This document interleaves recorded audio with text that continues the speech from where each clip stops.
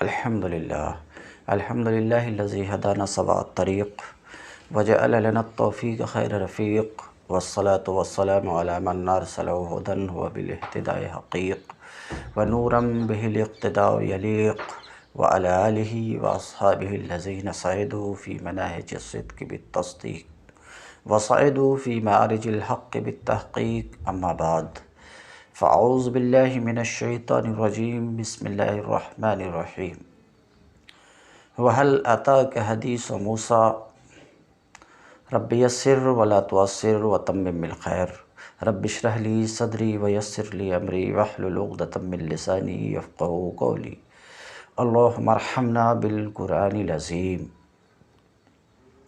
باب العلم انواریہ educational society و جامعہ انواریہ حیدرآباد انڈیا کے زیر اہتمام تفسیر نصفی کا قسط وار درس بفضلہ تعالی جاری ہے۔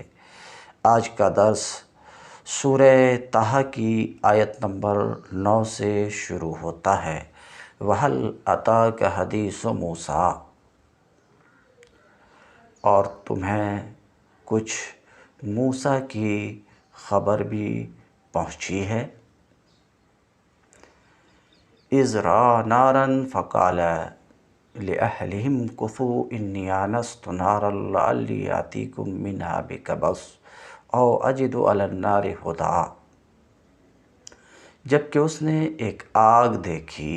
اِذْ رَأَىٰ نَارًا، جبکہ اس نے ایک آگ دیکھی اور اپنے گھر والوں سے کہا، فَقَالَ لِأَهْلِهِ، اور اپنے گھر والوں سے کہا کہ ذرا ٹھہرو، امکثوا، ذرا ٹھہرو فعل امر سے جمع مذکر حاضر، مکث نصر ینصر سے، ذرا ٹھہرو، انی آنست نارا، میں نے ایک آگ دیکھی ہے، شاید کہ تمہارے لیے ایک آدھ انگارہ لے آؤں، لعلی آتیکم منہا بقبس، شاید کہ میں تمہارے لیے اس آگ سے ایک آدھ انگارہ لے آؤں، یا اس آگ پر مجھے راستہ کے متعلق کوئی رہنمائی مل جائے۔ یہ تو آیت کا ترجمہ تھا۔ اب دیکھتے ہیں کہ مصنف اس آیت پر کیا گفتگو کرتے ہیں۔ وَهَلْ أَتَاكَ حَدِيثُ مُوسَىٰ، اے وقد، کیا تمہیں کچھ موسیٰ کی خبر بھی پہنچی ہے، اور کیا تمہیں کچھ موسیٰ کی خبر بھی پہنچی ہے۔ اے وقد، اس تفسیر سے حل کی تفسیر قد سے اشارہ کر کے مصنف اشارہ کرنا چاہ رہے ہیں کہ یہاں حل استفہام تقریر کے لیے ہے، تقریر کے لیے ہے، تقریر کے لیے ہے، یعنی موسیٰ کی خبر تمہارے پاس پہنچ چکی ہے۔ حدیث موسیٰ خبرہ، یہ خبرہ سے تفسیر کر کے افادہ کرنا چاہ رہے ہیں کہ آیت میں حدیث کا معنی خبر ہے، تو بقول مصنف کے اس آیت کا معنی یہ ہوا کہ تمہیں موسیٰ کی خبر پہنچ چکی ہے۔ بقول مصنف کے میں نے اس کا ترجمہ کیا، اور تمہیں کچھ موسیٰ کی خبر بھی پہنچی ہے۔ کفاہ بقصۃ موسیٰ علیہ السلام لیتأسی بہ فی تحمل آباء النبوۃ بالصبر علی المکارہ ولینال الدرجۃ العلیٰ کما نالہا موسیٰ۔ تأسی یتأسی باب تفاعل سے، لیتأسی اقتداء کرنا، کسی کے طرز عمل کی پیروی کرنا۔ تحمل یہ بھی باب تفاعل کا مصدر ہے، بوجھ اٹھانا، برداشت کرنا۔ آبا اب ان کی جمع ہے بوجھ. مکارہ مکروہتن کی جمع ہے ناپسندیدہ بات. لینال نال ینال نیل پانا حاصل کرنا. الدرجۃ العلیٰ اونچا مقام. اب ترجمہ دیکھیے کیا کہہ رہے ہیں مصنف. کفاہ بقصۃ موسیٰ علیہ السلام. موسیٰ علیہ السلام کا واقعہ یہاں آپ صلی اللہ علیہ وسلم کو خطاب کرنے کے بعد اللہ رب العزت نے اس لیے سنایا تاکہ نبوت کی صعوبتیں، مشکلات برداشت کرنی اور ناپسندیدہ باتوں کے صبر کرنے میں آپ موسیٰ علیہ السلام کے طرز عمل کو سامنے رکھیں تاکہ آپ بھی بلند مرتبہ پر سرفراز ہوں جس طریقے سے کہ موسیٰ بلند مرتبہ پر سرفراز ہوئے. اذ رأى نارا فقال لأہلہم کثوا انی آنست نارا. جبکہ اس نے ایک آگ دیکھی، جبکہ اس نے موسیٰ نے ایک آگ دیکھی. یہ اس وقت کا قصہ ہے جب حضرت موسیٰ علیہ السلام چند سال مدین میں جلا وطنی کی زندگی گزارنے کے بعد اپنی بیوی کو، جن سے انہوں نے مدین ہی میں نکاح کی تھی، ان کو لے کر مصر کی طرف واپس جا رہے تھے. اس سے پہلے کی سرگزشت سورہ قصص میں بیان ہوئی ہے، جس کا خلاصہ یہ ہے کہ جب حضرت موسیٰ کے ہاتھوں ایک مصری ہلاک ہو گیا تھا اور اس پر انہیں اپنی گرفتاری کا اندیشہ لاحق ہو گیا تھا تو وہ مصر سے بھاگ کر مدین میں پناہ گزین ہو گئے تھے. جب اس نے ایک آگ دیکھی، ظرف ایک نحوی گفتگو کہ از ظرف ہے مضمر کی وجہ سے، یعنی ہینہ کے معنی میں ہے. ہینہ رہا جب انہوں نے آگ دیکھی، کانا کیتا و کیتا، تو معاملہ ایسا تھا. تو یا تو یہ مضمر سے ظرف ہے یا یہ کہ از مفعول بہ ہے، فعل مقدر اذکر کا یاد کرو جب اس نے ایک آگ دیکھی. رویہ ان موسیٰ علیہ السلام، روایت میں آیا ہے کہ موسیٰ علیہ السلام استاذن شعیبا فی الخروج. موسیٰ علیہ السلام شعیب علیہ السلام سے اجازت طلب کی، اجازت مانگا اپنی ماں کی خدمت میں حاضری کی. وخرج بأہلہ، اور اجازت لینے کے بعد اپنے اہل کو لے کر چل دیے موسیٰ مصر کی طرف اپنی والدہ سے ملاقات کے لیے، اپنی والدہ کی خدمت میں حاضری کے لیے. فولد لہ ابن فی الطریق فی لیلۃ مظلمہ مثلظہ.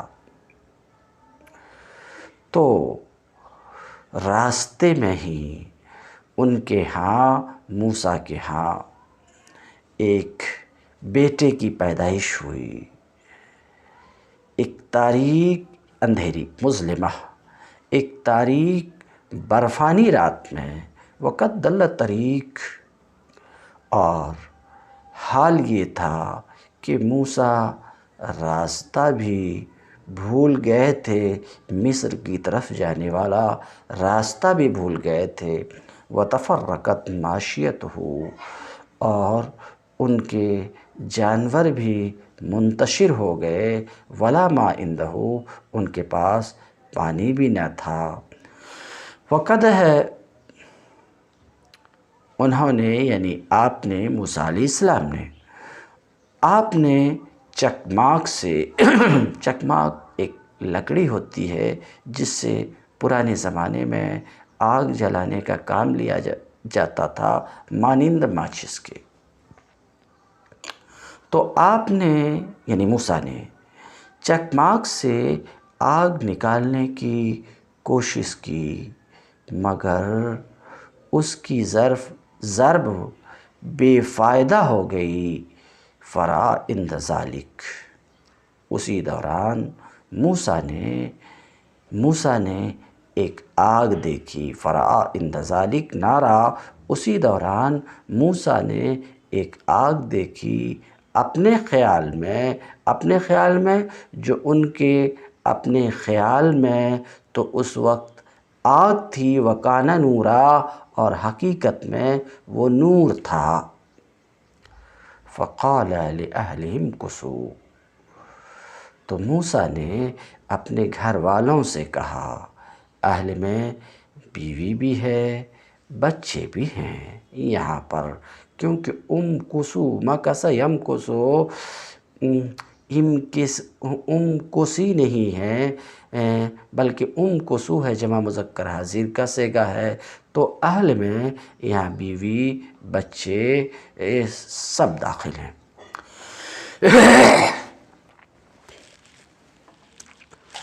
تو انہوں نے اپنے گھر والوں سے کہا، ذرا یہیں ٹھہرو، اقیموا فی مکانکم، ذرا یہیں ٹھہرو، انی آنست نارا، آنست اے ابصرت، اس کا معنی بتا رہے ہیں کہ میں نے ایک آگ دیکھی ہے۔ آنس یونس، ایناس لغت میں کسے کہتے ہیں؟ رؤیت شیئن، تو ایناس لغت میں اصل میں کسی چیز کو اس طرح دیکھنا کہ آدمی اس سے مانوس ہو جائے۔ لعلی آتیکم منہا، شاید میں تمہارے لیے اس آگ سے کوئی انگارہ، قبس، کوئی شعلہ لاؤں۔ مصنف کہتے ہیں، بنى الامر علی الرجاء، موسیٰ نے معاملے کی بنیاد امید پر رکھی۔ موسیٰ نے معاملے کی بنیاد امید پر رکھی، یعنی یقینی طور پر انہوں نے وعدہ نہیں کیا اپنے گھر والوں سے کہ وہ انگارہ ضرور لائیں گے، یقینی طور پر وعدہ نہیں کیا۔ لأن الاتیان بھی، اس لیے کہ انگارہ کے لانے کا یقین ان کو نہیں تھا، اسی وجہ سے انہوں نے اپنے کلام، اپنے جملے آتیکم منہا بے قبس میں لعل کو ملایا۔ لعل جو امید پر دال ہوتا ہے، تاکہ وہ اس چیز کا وعدہ کرنے والے نہ بنیں جس کے وفا کا یقین نہ ہو، ایسا مصنف کہتے ہیں۔ معاملے کی بنیاد، بنى الامر علی الرجاء، معاملے کی بنیاد موسیٰ نے امید پر رکھی، لئلا یعد، تاکہ ایسی چیز کا وعدہ وہ نہ کریں جس کے وفا کا یقین نہیں ہے۔ نار سے اشارہ کرنا چاہ رہے ہیں کہ ہا کی ضمیر کا مرجع نار ہے۔ قبس یعنی مقتبسہ فی راس عود، لکڑی کے سر پر آگ کا شعلہ، یا یہ کہ انگارہ تمہارے لیے لاؤں۔ او اجدو علی النار ہدی، یا اس آگ پر مجھے کوئی رہنمائی مل جائے، مجھے کوئی رہنمائی مل جائے۔ ذوی ہدا سے مصنف اشارہ کرنا چاہ رہے ہیں کہ ہدن جو مصدر ہے اسم فاعل کے معنی میں ہے، اسم فاعل کے معنی میں ہے، یعنی اس آگ پر رہنما، راستہ بتانے والوں کو پالوں، یا او قومن، یا یہ کہ ایسے لوگوں کو پاؤں، ایسے لوگوں کو، یہ دو مفعول کو چاہتا اس کی طرف اشارہ کرنا چاہ رہے ہیں، ایسے لوگوں کو پاؤں جو راستے کی مجھے رہنمائی کریں، مجھے راستہ بتا دیں۔ وَمَعْنَى الِاسْتِعْلَاءِ فِي عَلَى النَّارِ أَنَّ أَهْلَ النَّارِ يَصْطَالُونَ الْمَكَانَ الْقَرِيبَ مِنْهَا او اجد علی النار۔ مصنف بتانا چاہتے ہیں کہ علی النار میں جو علی ہے وہ استعلاء کے لیے ہے۔ یہ ایک نحوی گفتگو ہے، آپ نحو کی کتاب میں پڑھیں کہ علی استعلاء کے لیے آتا ہے، جیسے زید علی السطح میں علی استعلاء کے لیے ہے، اسی طریقے سے علی النار میں علی استعلاء کے لیے ہے۔ تو کہتے ہیں علی النار میں استعلاء کا جو معنی ہے، یہ معنی مشیر ہے اس بات کی طرف کہ آگ والوں کا اس سے قریبی مکان پر غلبہ ہو، اس سے قریبی مکان پر غلبہ ہو۔ فلما اتاہا، جب وہ وہاں پہنچا، النار اشارہ کرنا چاہ رہے ہیں کہ ہا کی ضمیر کا مرجع نار ہے، جب آگ کے قریب پہنچا، وجد نارا بیضاء تتوقد فی شجرۃ خضراء من اسفلها الی اعلیها، جب اس کے قریب پہنچا تو اس نے آگ کو سفید پایا، اس نے آگ کو سفید پایا، آگ کو سفید پایا جو سبز رنگ کے درخت میں، فی شجرۃ خضراء، ایک سبز رنگ کے درخت میں نیچے سے اوپر تک بھڑک رہی تھی۔ وکانت شجرۃ العناب او الاوسج، اور وہ درخت جس میں آگ بھڑک رہی تھی وہ عناب کا درخت تھا یا اوسج کا درخت تھا۔ اوسج کانٹا دار جھاڑی کا درخت تھا۔ ولم یجد عندہا احدا، وہاں موسیٰ نے کسی کو بھی نہیں پایا۔ ورویہ، مزید روایت میں ہے کہ کلما طلبہا، کہ جب موسیٰ اس کی طلب میں آگے بڑھتے، بعدت عنہ، تو وہ آگ اس سے دور ہوتی، فَإِذَا تَرَكَهَا، جب آگے بڑھنا چھوڑ دیتے تو وہ آگ ان سے قریب ہوتی۔ فَثَمَّ نُودِیَ یا موسیٰ، پس اس جگہ پکارا گیا۔ کس کو پکارا گیا؟ نودیہ فعل ماضی مجہول ہے، اس کا نائب فاعل ضمیر ہے اور اس ضمیر کا مرجع موسیٰ ہے، اس کو موسیٰ سے واضح کر رہے ہیں مفسر کہ ضمیر کا مرجع موسیٰ ہے، پس اس جگہ پکارا گیا موسیٰ کو۔ کیا پکارا گیا؟ یا موسیٰ انی انا ربک، اس جگہ پکارا گیا کہ اے موسیٰ میں ہی تمہارا رب ہوں۔ انی بکسر الحمزۃ اے نودی فقیل، انی حمزہ کے کسر کے ساتھ، یہ ابن کثیر مکی اور ابو عمرو بصری کے سوا دیگر تمام قراء کی قرأت میں انی ہیں۔ اور اعراب یہاں پر قیلہ کی تقدیر سے ہے، یا تو قیلہ کی تقدیر سے ہے یا ندا کو قول کے قائم مقام کر کے ہے، اس کے جملہ میں عمل نہ کرنے کے سلسلے میں یعنی قول جملے میں عمل نہیں کرتا ہے۔ ہاں، ابن کثیر اور ابو عمرو کی قرأت میں انی کی جگہ انی ہے، تو والتقدیر علی قرأت انی بفتح الحمزہ، حمزہ کے فتح کے ساتھ قرأت کی تقدیر پر یہ ہوگا نودی بانی، جار کے حذف کے ساتھ، اور جار کا حذف ان اور انا کے ساتھ یہ شائع اور زائع ہے، اور نادا یہ با کے ذریعے سے متعدی ہوا کرتا ہے۔ بکسر الحمزۃ، انی حمزہ کے کسرے کے ساتھ، یعنی نودیہ پکارا گیا اور کہا گیا اے موسیٰ، انی انا ربک، یقیناً بے شک میں ہی تمہارا رب ہوں، یا تو اس معنی میں یا اس لیے کہ ندا قول کی قسم ہی ہے تو قول کا معاملہ نودیہ کے ساتھ کیا گیا اور اسے پڑھا گیا انی۔ قول کا معاملہ ابھی میں بتایا کہ قول جملہ میں عمل نہیں کرتا، تو یہ نودیہ یہ بھی جملے میں عمل نہیں کر رہا ہے، اسی وجہ سے یہ انی ہے، انی نہیں ہے 5 قراء کی قرأت میں۔ اور 2 قراء کی قرأت میں انی ہے، وہ 2 قراء کون ہیں؟ ابن کثیر مکی اور ابو عمرو بصری۔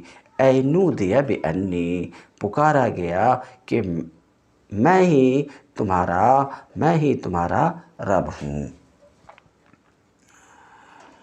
انا مبتدا، یہاں سے پھر ایک بار نحوی گفتگو کر رہے ہیں کہ انا ربک میں انا یہ مبتدا ہے اس طور پر کہ انی، انا حرف مشبہ بالفعل یا ضمیر منصوب متصل اس کا اسم، اور انا ربک میں انا مبتدا ربک اس کی خبر، مبتدا خبر سے مل کر، تو انا مبتدا خبر سے مل کر جملے اسمیہ خبریہ ہو کر انا حرف مشبہ بالفعل کی خبر، تو کہتے ہیں انا مبتدا، انا ربک میں انا مبتدا ہے، ایک ترکیب یہ۔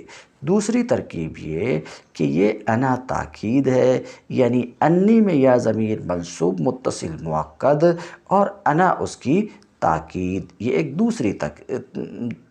دوسرا اعراب، دوسری ترکیب۔ اور فصل یا یہ کہ یہ انا ضمیر فصل ہے، اب ضمیر کو یا میں ضمیر جو ہے متکلم کی ضمیر ہے، انا بھی متکلم کی ضمیر ہے، اس ضمیر کو مقرر لایا گیا معرفہ کی تحقیق کے لیے۔ یہ معرفہ کی یا ضمیر جو ہے وہ معرفہ ہے، ضمائر سب معرفہ کی قسم ہے، تو کہتے ہیں ضمیر کو مقرر لایا گیا معرفہ کی تحقیق کے لیے اور شبہ کے دور کرنے کے لیے۔ رویہ انہو لما نودی یا موسیٰ، روایت میں ہے کہ جب پکارا گیا کہ اے موسیٰ، قال، تو موسیٰ نے کہا من المتکلم، متکلم کون ہے؟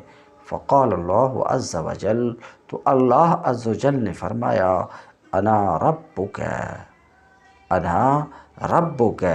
میں تیرا رب ہوں۔ فعرف، روایت میں ہے فعرف انہو کلام اللہ، تو موسیٰ نے جان لیا کہ یہ اللہ عز وجل کا کلام ہے، اس لیے کہ موسیٰ نے اس کلام کو تمام شخص جہات سے سنا، وَسَمِعَهُ بِجَمِيعِ أَعْضَائِهِ، اور اپنے تمام اعضاء سے سنا، صرف کان سے نہیں سنا۔ اس طریقے سے موسیٰ نے جان لیا کہ یہ اللہ عز وجل کا کلام ہے۔ فخلا نعلیک،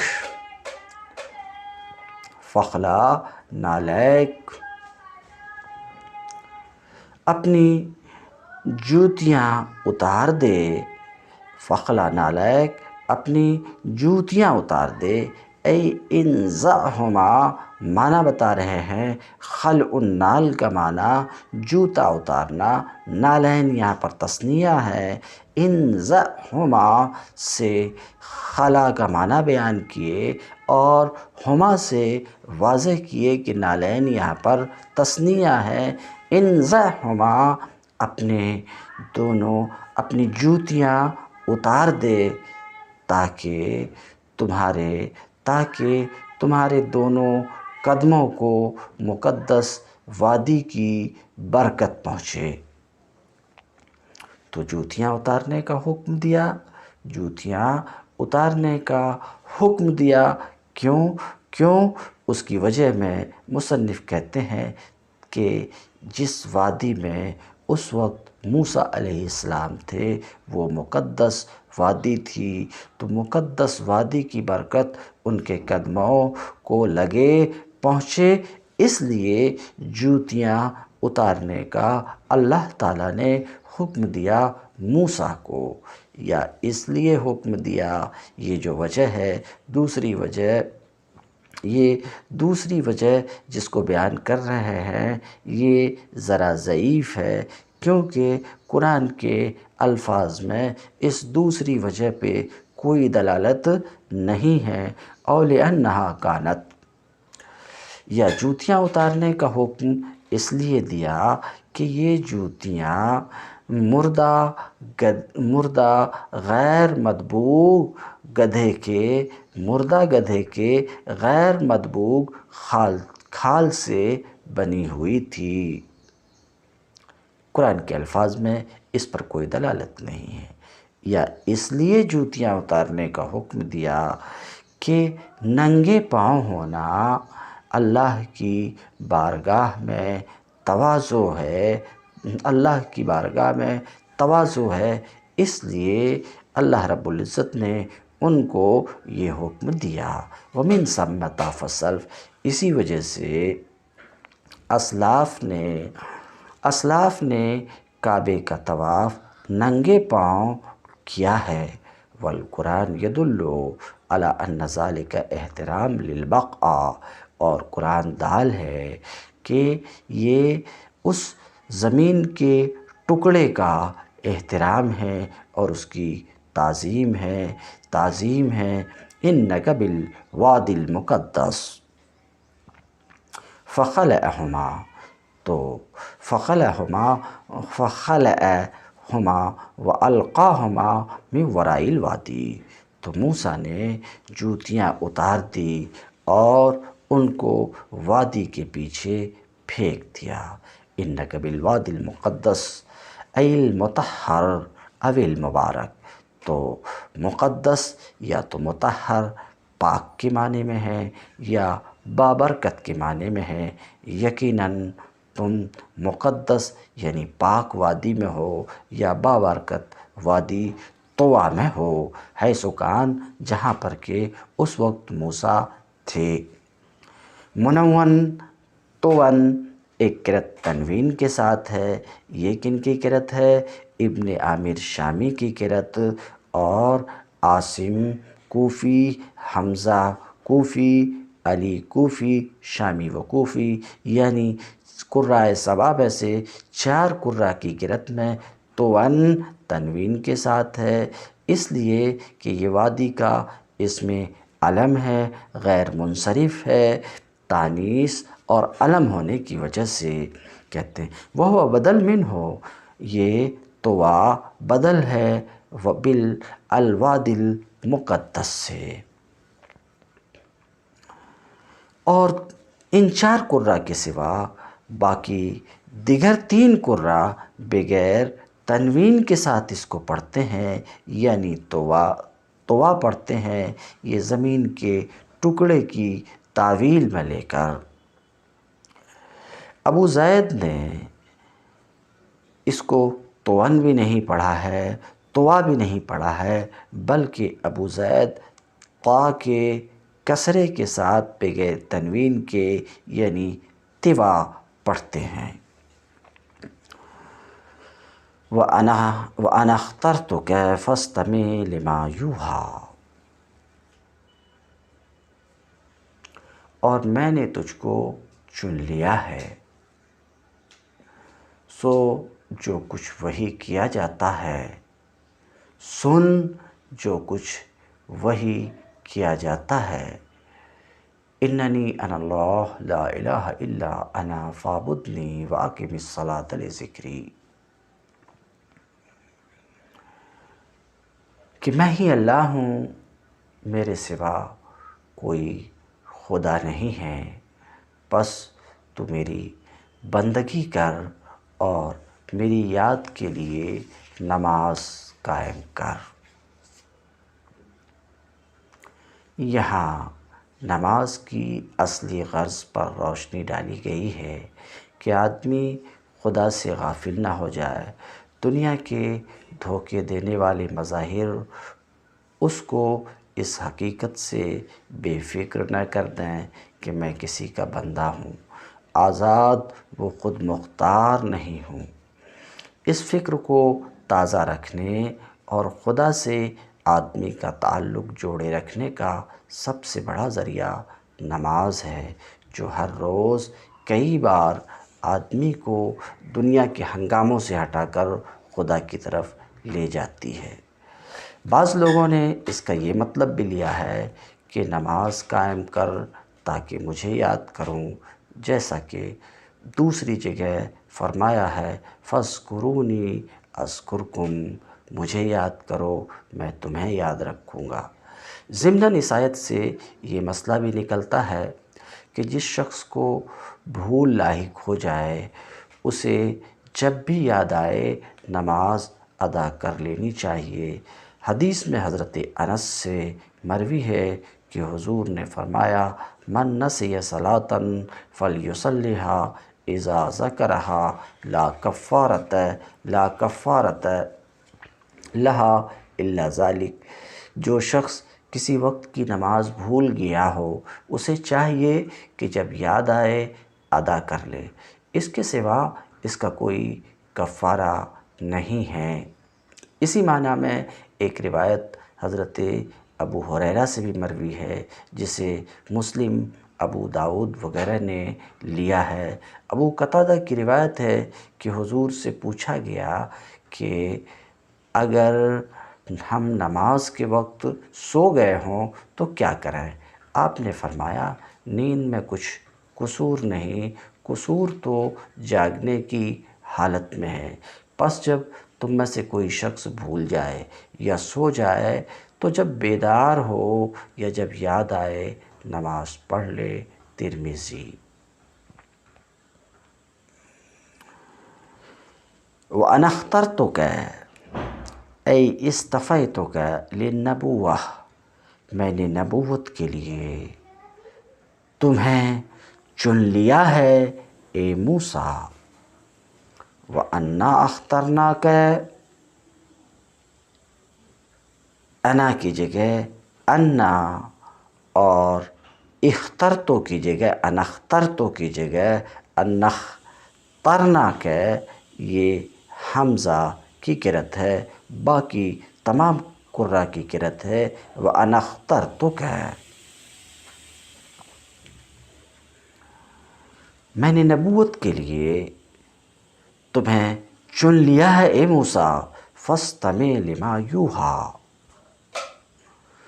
تو غور سے سنو اس کو جو تمہاری طرف وحی کی جاتی ہے، الیک، جو تمہاری طرف وحی کی جاتی ہے، للذی یوحیٰ او للوحی، مصنف للذی یوحیٰ سے تفسیر کر کے اس بات کا افادہ کرنا چاہ رہے ہیں کہ لما میں ما موصولہ ہے، یعنی اس چیز کو جو وحی کی جاتی ہے الیک، تمہاری طرف، او للوحی۔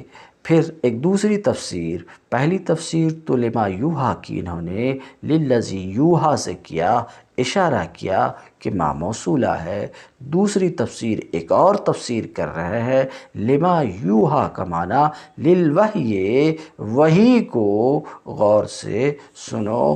اس تفسیر سے اشارہ کرنا چاہ رہے ہیں، بتانا چاہ رہے ہیں کہ لما یوحا میں ما مصدریہ ہے، واللام یتعلق بے استمع، اس سے اس بات کا افادہ کرنا چاہ رہے ہیں کہ لما یوحا میں لام جو حرف جر ہے، لام حرف جر ہے اور ما بعد مجرور ہے، جار مجرور کو ظرف بولتے ہیں، تو لما یوحا ظرف ہے، یہ ظرف ظرف لغو ہے، مستقر نہیں ہے۔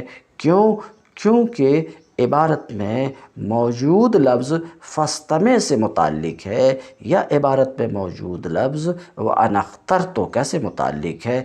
بہر دو تقدیر یہ ظرف لغو ہے، یہ بتانا چاہ رہے ہیں ظرف مستقر نہیں ہے۔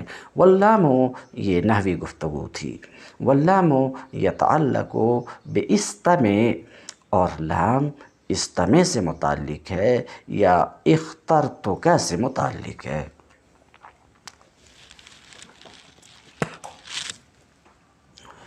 اننی انا اللہ لا الہ الا انا، میں ہی اللہ ہوں، میرے سوا کوئی معبود نہیں ہے، فاعبدنی، لہٰذا تم میری بندگی کرو۔ اے وحدنی واطعنی، مجھے لا الہ الا انا، مجھے ایک مانو، وعبدنی، اور میری اطاعت کرو۔ واقم الصلاۃ لذکری، اور نماز قائم کرو، لذکری، میرے ذکر کے لیے، میری یاد کے لیے۔ مصنف کہتے ہیں لتذکرنی فیہا لاستعمال الصلاۃ علی الاذکار، او لأنی ذکرتها فی الکتب وامرت بها، او لأن اذکرک بالمدح والثناء، او لذکری خاصہ ولا تشوبہ بذکر غیری، او لتکون لی ذاکرا غیر ناس، او لأوقات ذکری وہی مواقیت الصلاۃ، لقولہ تعالی ان الصلاۃ کانت علی المؤمنین کتابا موقوتا، وقد حمل علی ذکر الصلاۃ بعد نسیانها، وذا یصح بتقدیر حذف المضاف اے لذکر صلاتی۔ واقم الصلاۃ لذکری، استاذ محترم حضرت علامہ محمد احمد مصباحی مواہب میں واضح کرتے ہیں کہ مصنف اپنی عبارت لتذکرنی فیہا سے اللہ تعالیٰ کے قول اقم الصلاۃ لذکری میں ذکر کے 7 معنی پیش کر رہے ہیں، 7 معنی لائے ہیں کہ لذکری کے 7 معنی ہو سکتے ہیں، تو 7 معنی لائے ہیں۔ 7 میں سے 7واں معنی حکایت، 7واں معنی حکایت اور تضعیف کے طور پہ، حکایت اور تضعیف کے طور پہ، تو استاذ محترم کہتے ہیں کہ مصنف نے اللہ تعالیٰ کے قول لذکری کے 7 معنی لائے ہیں۔ پہلا معنی لتذکرنی فیہا، لذکری کا معنی ہے لتذکرنی فیہا، نماز قائم کرو تاکہ نماز میں تم میرا ذکر کرو، تاکہ نماز میں تم مجھے یاد کرو۔ تو لذکری کا معنی لتذکرنی، یہ کس طور پر؟ یہ اس طریقے پر، یہ اس طور پر کہ ذکر مصدر ہے جو مفعول کی طرف، ذکر مصدر ہے اور یا ضمیر مفعول ہے، یہ مصدر مفعول کی طرف مضاف ہے اور فاعل محذوف ہے اور وہ مخاطب ہے، تو لذکری، لذکری ذکر مصدر ہے، اے لتذکر، اور یا ضمیر مفعول ہے تو مصدر مفعول کی طرف مضاف ہے اور فاعل اس کا محذوف ہے، تاکہ تم مجھے یاد کرو اس میں۔ تو لذکری کی تفسیر لتذکرنی سے کر کے اشارہ کرنا چاہ رہے ہیں کہ ذکر مصدر ہے، اور یہ مصدر مفعول یا ضمیر مفعول کی طرف مضاف ہے، اور فاعل مخاطب محذوف ہے، تاکہ تم مجھے یاد کرو نماز میں۔ نماز میں یاد کرنا کیسے ہوگا؟ لاشتمال الصلاۃ علی الاذکار، اس لیے کہ نماز اذکار پر مشتمل ہوتی ہے۔ دوسرا معنی بیان کرتے ہوئے کہتے ہیں لأنی ذکرتھا فی الکتب وامرت بہا، یہ اس بنا پر کہ ذکر فاعل کی طرف مضاف ہے یا ضمیر فاعل، اس لیے کہ ذکر کس کی طرف مضاف ہے؟ فاعل کی طرف مضاف ہے، اور مفعول محذوف ہے، اور وہ صلاۃ ہے، اور امر اسی سے مستفاد ہے جو کتب الہیہ میں مذکور ہے۔ تو لذکری کا معنی یہ ہوا نماز قائم کرو، اس لیے کہ نماز کو میں نے ذکر کیا ہے کتب میں، اپنی کتابوں میں، وَأَمَرْتُ بِهَا، اور ان کتابوں میں نماز کا حکم دیا ہے۔ یہ لذکری کا دوسرا معنی مصنف بیان کیے۔ او لأن اذکرک بالمدح والثناء، لذکری کا تیسرا معنی بیان کر رہے ہیں، یا اس لیے نماز قائم کرو اس لیے کہ میں تیرا ذکر کروں، میں تیرا ذکر کروں مدح و ثنا کے ساتھ۔ یعنی ذکر مضاف ہے متکلم کی طرف، ذکر مضاف ہے کس کی طرف؟ متکلم کی طرف، اور مفعول محذوف وہ مخاطب ہے۔ یہ تیسرا معنی ہے۔ اور ذکری خاصہ، خاص میرے ذکر کے لیے نماز قائم کرو، جس میں کسی دوسرے کی آمیزش نہ ہو، ملاوٹ نہ ہو۔ یہ چوتھا معنی لذکری کا بیان کر رہے ہیں۔ یہ چوتھا معنی لذکری خاصہ اس بنا پر ہے کہ ذکر میں یا کی طرف جو اضافت ہے، یہ اضافت تخصیص کے لیے، خاص میرے ذکر کے لیے، تو اضافت تخصیص کے لیے ہے۔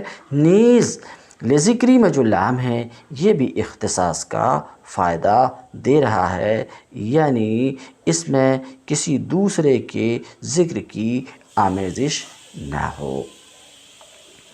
او لتکون لی ذاکرا غیر ناس، یہ ایک پانچواں معنی بیان کر رہے ہیں، تاکہ تم میرے یاد کرنے والے رہو، بھولنے والے نہ رہو۔ لتکون لی ذاکرا غیر ناس، یہ اس بنا پر کہ ذکر تذکر کے معنی میں ہے، دل سے یاد کرنے کے معنی میں ہے، اور ذکر مفعول کی طرف مضاف ہے، اور فاعل مخاطب محذوف ہے۔ او لأوقات ذکری، نماز قائم کرو لذکری، اے لأوقات ذکری، میرے ذکر کے اوقات میں، میرے ذکر کے اوقات میں، اور ذکر کے اوقات کیا ہیں؟ نماز کے اوقات ہیں۔ کہتے ہیں یہ پانچواں معنی تھا، تو یہ اس طور پر لأوقات ذکری کہ لذکری میں جو لام ہے وقتیہ ہے، اور ذکر مفعول کی طرف مضاف ہے، اور فاعل عام ہے۔ وقد حمل علی ذکر الصلاۃ بعد نسیانہا، وذا یصح بتقدیر حذف المضاف اے لذکر صلاتی۔ اس آیت کو نماز کے بھول جانے کے بعد یاد آنے پر بھی محمول کیا گیا ہے، مگر یہ مفہوم اس وقت درست ہو سکتا ہے جب کہ مضاف کو محذوف مانا جائے، یعنی لذکر صلاتی۔ وہذا دلیل، بات ختم ہو چکی، 7 معنی ہوئے۔ ذکری لذکری، ذکری کے 7 معنی بیان کیا۔ 7واں معنی حکایت اور تضعیف کے طور پر بیان کیا۔ وہذا دلیل، اس بات کے ختم ہونے کے بعد، وہذا دلیل علی انہ لا فریضۃ بعد التوحید اعظم منہا، یہ دلیل ہے یعنی امر صلاۃ، نماز کے معاملہ کو توحید کے ذکر کے بعد بلا فصل لانا اللہ رب العزت کا لانا، یہ دلیل ہے کہ توحید کے بعد سب سے بڑا فریضہ نماز ہے۔ تم الدرس اليوم وآخر دعوانا ان الحمد للہ رب العالمین۔